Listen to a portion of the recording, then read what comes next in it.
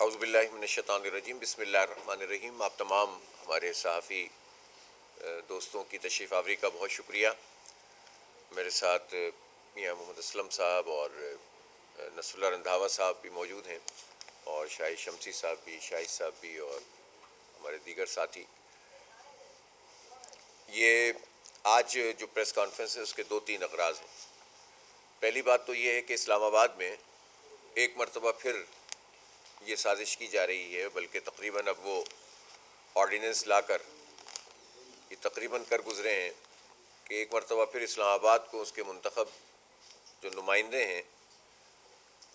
ان کے انتخاب سے محروم کیا جا رہا ہے۔ 4 مرتبہ یہ لوگ کر چکے ہیں یہ کام۔ ایک ایکٹ لاتے ہیں، اس کے بعد کارروائی شروع کرتے ہیں، بڑی مشکل سے عدالتوں میں جا جا کر یہ چیز طے ہوتی ہے کہ الیکشن ہوگا بلدیات کا، اور پھر اس کے بعد جب الیکشن قریب آتا ہے تو کوئی نہ کوئی رخنہ ڈال دیتے ہیں، کوئی نیا ایکٹ لے آتے ہیں، کوئی نیا آرڈیننس لے آتے ہیں، اور اس طرح وہ اس کو ملتوی کروا دیتے ہیں۔ آپ کو یاد ہوگا کہ ایک مرتبہ تو اس طرح سے ہوا تھا کہ ملتوی کر دیا گیا تھا، اور پھر الیکشن کمیشن نے آخری رات کو یہ فیصلہ کیا کہ صبح الیکشن ہوگا۔ ظاہر مذاق تھا ایک کہ جو سب مل کر کر رہے تھے، اس میں الیکشن کمیشن بھی شامل ہوتا ہے، اس میں حکومت بھی شامل ہوتی ہے۔ تو بدقسمتی یہ ہے کہ بلدیاتی انتخابات یا بلدیاتی حکومتوں کے حوالے سے تمام پارٹیاں نہ صرف یہ کہ اپنا فرض ادا نہیں کرتی بلکہ کرنا ہی نہیں چاہتی، اور یہی وجہ ہے کہ 4 مرتبہ ملتوی کر کے بھی اب جب کہ سارے نامینیشنز فائل ہو گئے تھے، اسکروٹنی ہو گئی، اور اب کہتے ہیں کہ جناب صدارتی آرڈیننس آ گیا، اور اس صدارتی آرڈیننس میں یہ بتایا جا رہا ہے کہ اب اسلام آباد کا تو کوئی والی وارث ہی نہیں ہوگا، وہ کوئی ایک میٹروپولیٹن کارپوریشن ہی نہیں ہوگی،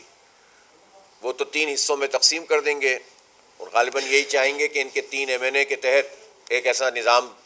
بنا دیا جائے، وہ بھی اس صورت میں کہ جب یہ بادشاہ سلامت محسوس کریں کہ بلدیاتی الیکشن کر ہی دیا جائے، اور جب وہ ہو جائے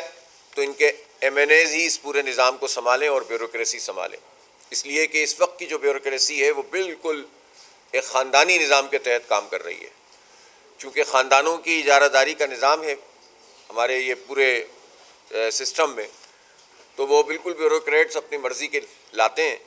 اور ان کو اپنی مرضی سے چلاتے ہیں، اور ایک طرح سے جو عوام کا حق حکمرانی ہے اس کو بالکل انہوں نے ختم کر دیا ہے۔ اس لیے ہم شدید الفاظ میں مذمت کرتے ہیں اس صدارتی آرڈیننس کی کہ جو گزشتہ دن یہ لے کر آئے ہیں، اور اس میں ایک مرتبہ پھر یہ اس بلدیاتی انتخاب کو بھی ملتوی کرنا چاہتے ہیں، بلکہ اب تو انہوں نے آرڈیننس میں پہلے 6 مہینے کی کوئی لمٹ ہوتی تھی ایڈمنسٹریٹر کے لیے، اب وہ لمٹ بھی انہوں نے ختم کر دی ہے۔ اس کا مطلب ہے کہ ان کا تو ارادہ ہی نہیں ہے کہ یہ کوئی الیکشن کرانا چاہتے ہیں، تو یہ زیادتی ہے۔ اس وقت اسلام آباد جیسا شہر جو ہمارا کیپٹل ہے، اور عام طور پہ یہ سمجھا جاتا ہے کہ اس کا انتظام بہت اچھا ہوگا، لیکن اس وقت یہاں شدید کرائسس ہے، یہاں پانی کا کرائسس بہت شدید ہے، اور کوئی اس میں کام نہیں ہو رہا، اس لیے کہ لوگوں کی منتخب حکومتیں نہیں ہوتی جو اس برڈن کو لیں اور کوئی کام کر سکیں۔ مثلاً یہاں رین ہارویسٹنگ کا ایک سسٹم طویل عرصے سے طے ہے کہ اتنی بارشیں ہوتی ہیں تو اس بارش کے پانی کو سیکیور کیا جائے، محفوظ کیا جائے، ریزروائرز بنائے جائیں، وہ کام نہیں ہوتا۔ اسی طرح چھوٹے چھوٹے ڈیم بنا کر ان کو محفوظ کیا جا سکتا ہے، وہ کام نہیں ہوتا۔ واٹر ٹیبل نیچے چلا گیا ہے، پہلے زمین میں سے پانی نکال کے لوگ استعمال کر لیتے تھے، نظام تو پہلے بھی اتنا اچھا نہیں تھا، لیکن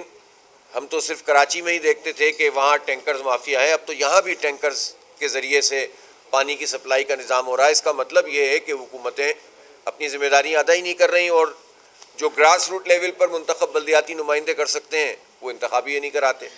یہ تو صرف ایک معاملہ میں نے آپ کو بتایا ہے، تقریباً 70% اسلام آباد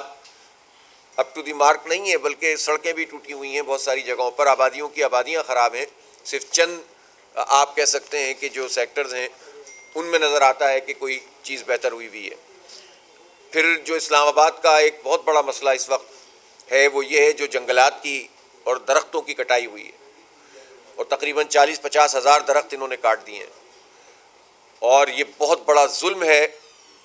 درختوں کے ساتھ، ماحولیات کے ساتھ، انسانوں کے ساتھ، مخلوقات کے ساتھ۔ کہ ایک ایسا شہر جو مشہور ہے اپنی گرینری پر، پوری دنیا میں اس کو ایک ممتاز مقام حاصل ہے، اور وہیں آپ درختوں کی کٹائی شروع کر دیں اور اپنے چھوٹے چھوٹے اہداف کی خاطر آپ یہ دیکھیں ہی نہیں کہ آپ ماحولیات پہ کیا اثر ڈال رہے ہیں۔ اس لیے ہم نہ صرف یہ کہ اس کی شدید مذمت کرتے ہیں، بلکہ حکومت کو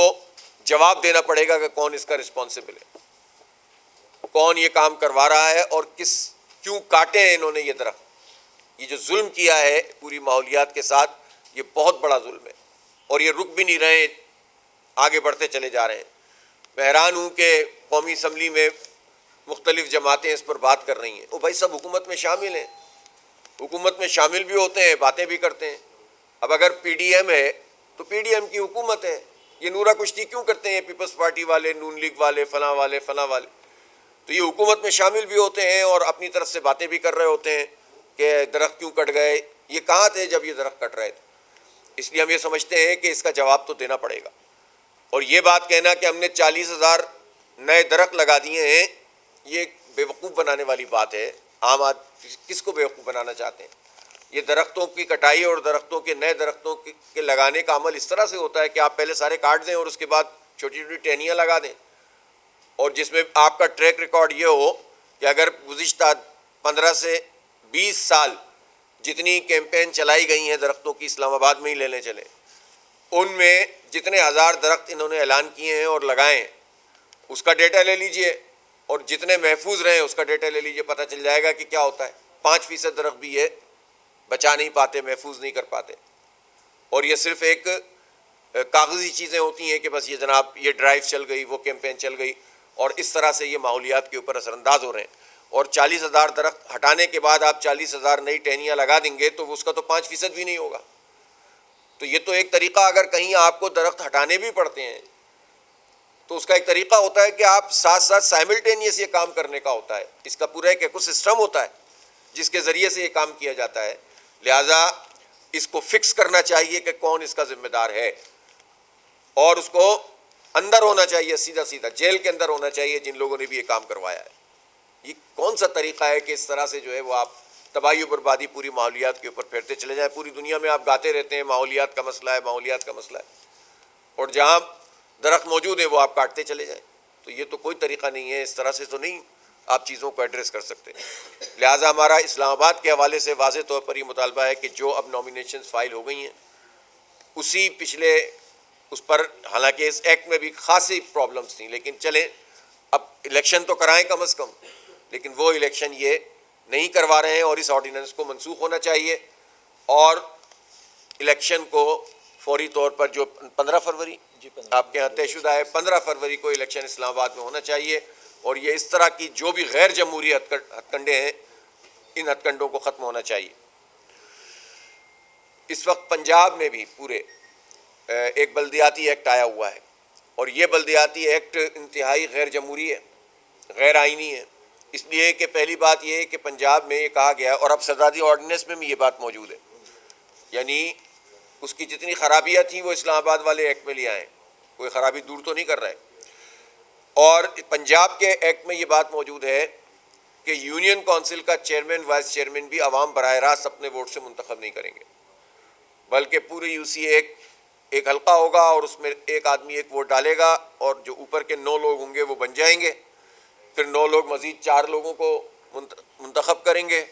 اور یہ 13 لوگ مل کر U C chairman vice chairman کا انتخاب کریں گے، اور غیر جماعتی انتخاب ہوگا یہ،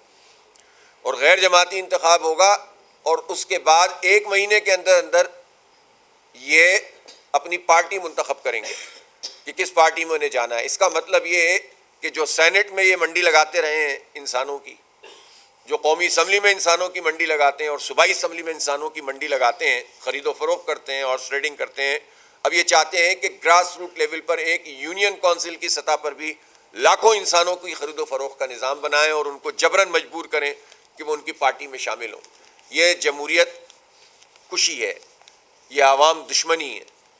یہ عوام کے حق حکمرانی کا قتل عام ہے جو یہ پنجاب کے حکمران اس وقت کر رہے ہیں۔ اور یہ کیوں کرتے ہیں اس طرح؟ یہ اس لیے کرتے ہیں کہ یہ اپنے ایک اجارہ داری قائم رکھنا چاہتے ہیں۔ اس وقت بھی جو بیوروکریسی ہے وہی تمام تر چیزوں کو لے کر چل رہی ہے، اور 10 سال ہو گئے، یعنی یہ 2014 کے اینڈ میں اور 2015 میں انتخاب ہوا پنجاب میں بلدیاتی، اور اس کے بعد انہوں نے ان کو 1 سال تقریباً لگا دیا، اس سے بھی زیادہ، کہ وہ اپنے چارج سنبھالتے۔ پھر ابھی 2-3 سال ہوئے تھے، اس زمانے میں حکومت نون لیگ کی تھی جب یہ انتخاب ہوا، نون لیگ کے بعد حکومت پی ٹی آئی کی آ گئی، پی ٹی آئی نے معطل کر دیا بلدیاتی اداروں کو ہی۔ پھر اس کے بعد 1.5 سال بعد وہ بحال ہوئے، پھر بحال ہونے کے بعد کوئی پوچھنے والا نہیں تھا، سارا نظام جو ہے وہ بیوروکریسی کے ہاتھ میں تھا، اور پھر اس کے بعد جب اس کی مدت ختم ہوئی ہے تو جب سے لے کر 3-4 سال ہو گئے ہیں یہ بلدیاتی انتخاب انہوں نے نہیں کروایا ہے۔ ایک ایکٹ لاتے ہیں، پروسیڈنگ شروع ہوتی ہے، ڈیلیمیٹیشن ہونے لگتی ہے، پھر دوسرا ایکٹ لے آتے ہیں، پھر تیسرا لے آتے ہیں، اور اس طرح یہ ٹالے چلے جا رہے ہیں۔ انہیں اپنی شکست نظر آ رہی ہوتی ہے، اور یہ سمجھ رہے ہوتے ہیں کہ جتنے بھی ہتھ کنڈے استعمال کر لیں عوام میں ایک رد عمل پیدا ہوگا۔ ان حکمرانوں کی ایک پرابلم یہ ہے، نام نہاد جمہوری، کوئی کہتا ہے ووٹ کو عزت دو، کوئی کچھ کہتا ہے، کوئی کچھ کہتا ہے، لیکن ان کا مسئلہ یہ ہے کہ یہ اپنی پارٹی کے ورکرز کو بھی عزت نہیں دینا چاہتے، یہ گراس روٹ لیول پر کسی کو اوپر نہیں اٹھنے دینا چاہتے۔ اب آپ دیکھیں نا، اسلام آباد میں یہ کر رہے ہیں کہ ایک اسلام آباد کے بجائے 3 اسلام آباد بنا دیں گے یہ ٹاؤنز کی بنیاد پر۔ اور لاہور میں کیا کیا ہے کہ جو لاہور جیسا شہر، میٹروپولیٹن سٹی، اس کو ایک ٹاؤن کا درجہ دے دیا، ایک ٹاؤن ہوگا اور اس کے نیچے جو ہے وہ سینکڑوں یو سی ہوں گی۔ آپ اندازہ لگائیں کہ اس کے نتیجے میں کیسے جو ہے وہ یہ سب چیزیں ہینڈل ہو پائیں گی۔ اسی طرح سے یہ بڑے شہروں کے ساتھ یہ سلوک کریں گے اور سارے کے سارے اختیارات جو ہے وہ اپنے ہاتھ میں رکھیں گے، اور اس کے نتیجے میں یہ بیوروکریسی کے ذریعے سے ہی تمام چیزوں کو ہینڈل کریں گے۔ پاکستان کا جو آئین ہے اس کا آرٹیکل 140A ہمیں یہ بات بتاتا ہے کہ بلدیاتی حکومتیں ہوتی ہیں، بلدیاتی ادارے نہیں ہوتے، اور بلدیاتی حکومتوں کو تمام مالیاتی، سیاسی اور انتظامی اختیارات منتقل کیے جائیں۔ منتقل کا لفظ ہے، ٹرانسفر کا لفظ ہے، یہ نہیں ہے کہ جناب آپ یہ کہیں کہ جناب کہ وہ صرف آپ ڈیلیگیشن کر دیں پاورز کی، تفویض کر دیں کچھ کام، یہ نہیں ہے، آپ کو منتقل کرنے ہیں، سیاسی بھی، مالیاتی بھی اور انتظامی بھی، تمام تر اختیارات۔ لیکن ان بلدیاتی ایکٹس میں کیا ہوتا ہے، اس میں ساری کی ساری چیزیں حکومت اپنے پاس رکھتی ہے۔ اب آپ پنجاب میں دیکھ لیجئے، انہوں نے ساری اتھارٹیز بنا کر صوبائی حکومت نے پہلے ہی قبضے میں لے لی ہے۔ بلدیاتی حکومتیں آئیں گی تو وہ کیا کریں گی؟